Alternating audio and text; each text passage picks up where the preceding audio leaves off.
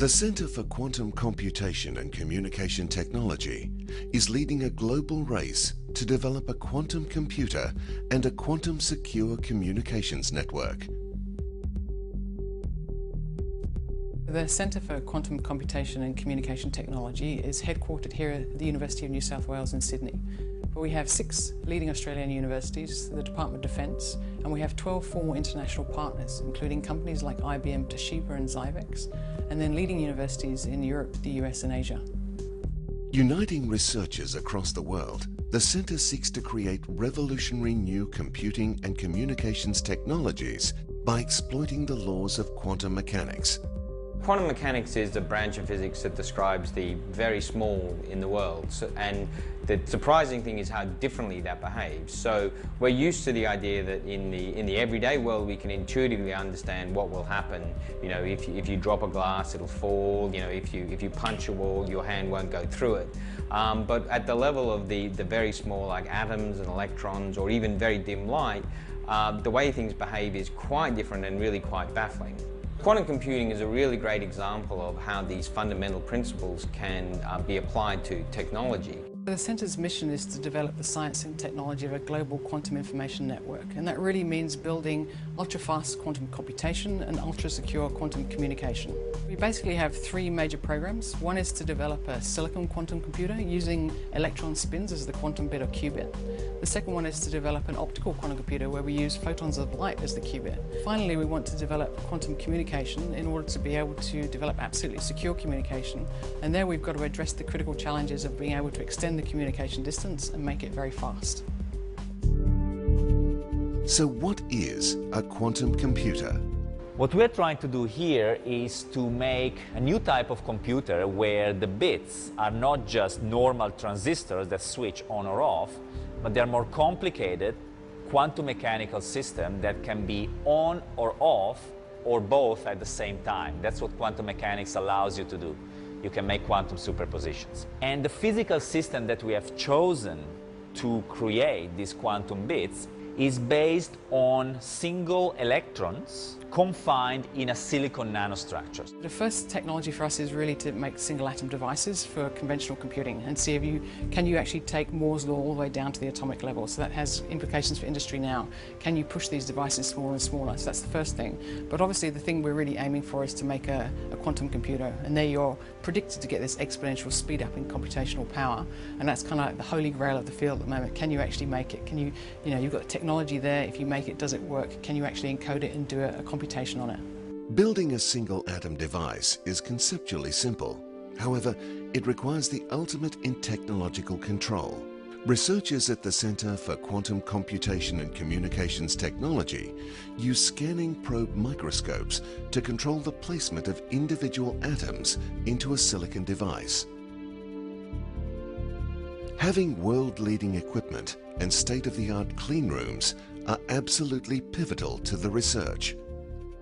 This facility has got super high resolution lithography, which is patterning structures on a small scale. And we combine that small patterning with expertise in making silicon devices. The Centre merges outstanding capabilities in silicon quantum computing with those working in optical quantum computing. The key advantages to optical quantum computing are that photons carry the quantum information very well without degrading it. They're also very mobile, so you can move the information around within the quantum computer easily. And also you can talk to classical databases easily, like you use a laser to read out information from CDs and DVDs. The collaboration in CQC2T is really helpful for us. It means that we're able to specialise in an area that we're particularly good at, but connect very closely with other people's expertise as well. So in building a long-distance quantum communication system, we need people who've got quantum memories where light can be stored in a high-fidelity state for a long time. so we can connect with people at ANU who are working in that kind of area. We also need people who are working on improving the way you can entangle photons together. And there are people at University of Queensland, the group of Andrew White, who's working on that particular area. And we also have our theory collaborators who are always coming up with new ideas and better explanations for what we're doing and helping us drive forward. So we need to work together as a team, each bringing our unique expertise, but in a way where we're planning together to make one big breakthrough at the end. This is science challenging the fundamental boundaries of human knowledge.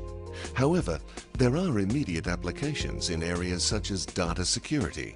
One of the centre partners is a Canberra-based company, Quintessence Labs. We're clearly seeing an escalation in the frequency and sophistication of cyber attacks. Just during the last 12 months, there have been a number of incidents targeted against some of the largest global corporations and indeed against several government agencies. A recent report has highlighted that in the coming decades, there could be a significant erosion in the international competitiveness of developed nations through the leakage of valuable IP. So if we're successful, we have the potential to transform computational power and to basically create absolutely secure communication. And there are many applications of this: decrypting and encrypting of information for data security, really fast database searching, and to take anything where there's a large number of variables, lots of information, and be able to simulate those systems. We're looking towards building a quantum computer in the future, but here and now, what are the applications of this technology that we've developed? The potential for this technology is immense.